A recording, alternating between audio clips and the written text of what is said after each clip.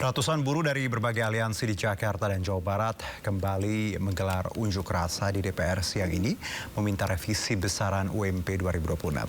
Dalam orasinya, para buruh menuntut UMP Jakarta naik lagi menjadi 5,89 juta per bulan atau naik 200.000 dari UMP Jakarta yang sudah ditetapkan.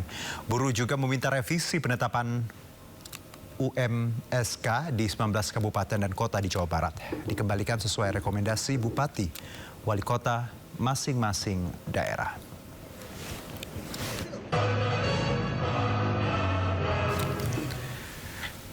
Hari ini Presiden Prabowo mengumpulkan rektor, guru besar dan pimpinan kampus negeri serta swasta dari seluruh Indonesia.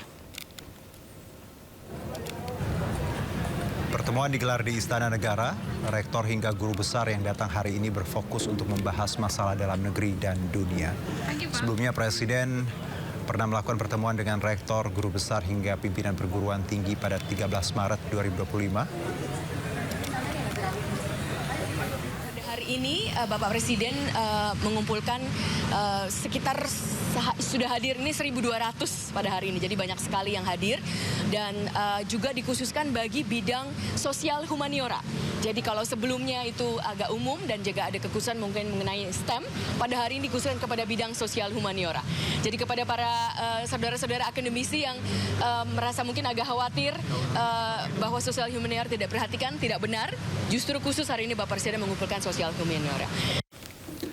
Menq Republik Indonesia Purbaya ancam beri sanksi tegas oknum pegawai Kementerian Keuangan yang terbukti lakukan pelanggaran.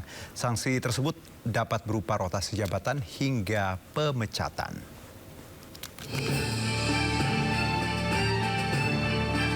Menteri Keuangan Republik Indonesia Purbaya Yudi Sadewa akan melakukan evaluasi menyeluruh terhadap pegawai Direktorat Jenderal Pajak dan membuka peluang rotasi hingga merumahkan oknum pegawai yang melakukan penyelewengan. Menurut Purbaya, sanksi yang diberikan akan mempertimbangkan tingkat pelanggaran yang dilakukan pegawai.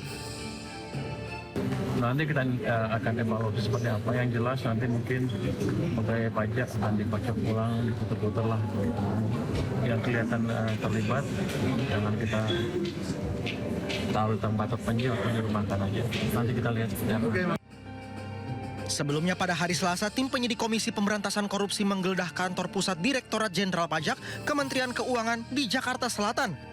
Hal ini dilakukan guna mencari bukti tambahan dalam penyidikan kasus dugaan suap pengurangan nilai pajak yang menjerat pejabat pajak dan pihak swasta. Dari Jakarta, tim liputan iNews melaporkan.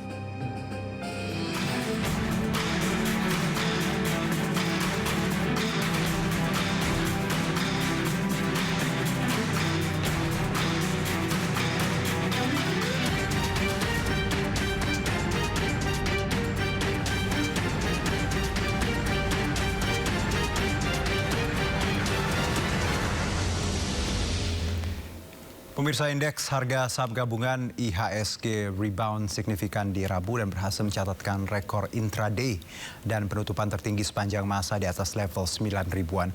Penguatan IHSG ditopang saham konglomerasi di tengah sentimen rebalancing indeks MSCI dan FTSE Russell di Februari mendatang.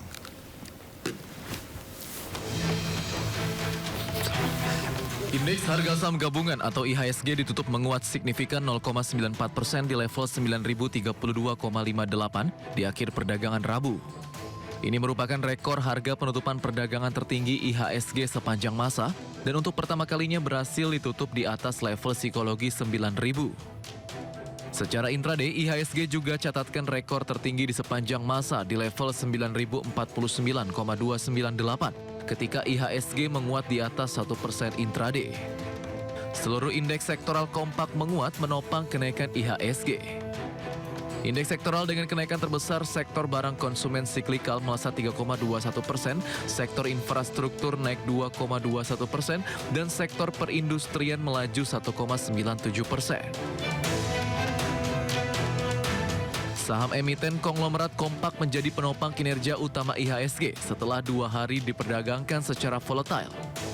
Dari grup Prayogo Pangestu, saham Brand ditutup menguat 4,89% di level Rp9.650 per saham. Saham DSSA ditutup menguat 2,83% di level Rp107.975 per saham. Saham Mora dari grup Sinarmas ditutup menguat 6,36% di level Rp13.800 per saham.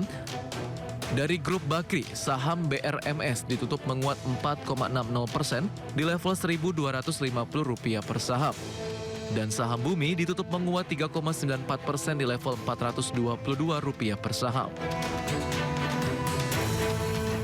Kabar baik juga datang dari pergerakan nilai tukar rupiah. Di perdagangan spot Rabu ditutup menguat terbatas 0,03% di posisi 16.860 per dolar Amerika. Catatan ini menjadi penguatan rupiah perdana pada 2026.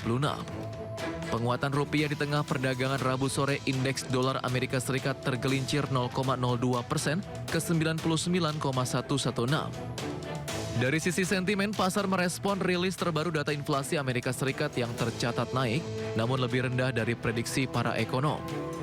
Indeks harga konsumen inti Amerika tercatat naik 0,2% secara bulanan dan 2,6% secara tahunan.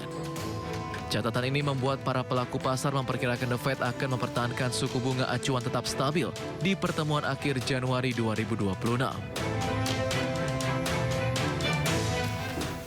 Pemirsa, harga emas melesat ke rekor tertinggi sepanjang masa pada perdagangan Rabu seiring meningkatnya ketidakpastian geopolitik dan ekonomi global yang mendorong investor memburu aset safe haven. Ekspektasi pemangkasan suku bunga The Fed turut memperkuat rally logam mulia. Harga emas spot melonjak 0,9% menjadi $4.628 per ons setelah sebelumnya menyentuh rekor intraday di level $4.641.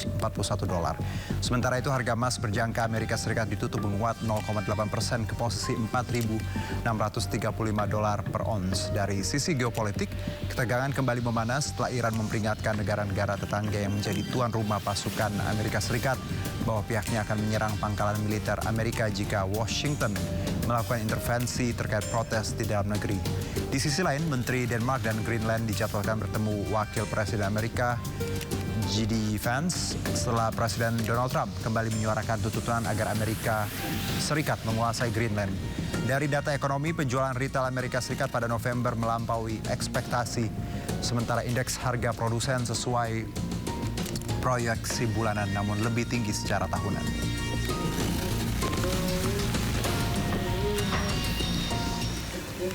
Ribuan kentang yang diangkut beberapa truk dibuang di depan Majelis Nasional di Prancis. Informasi lengkapnya usai jeda berikut.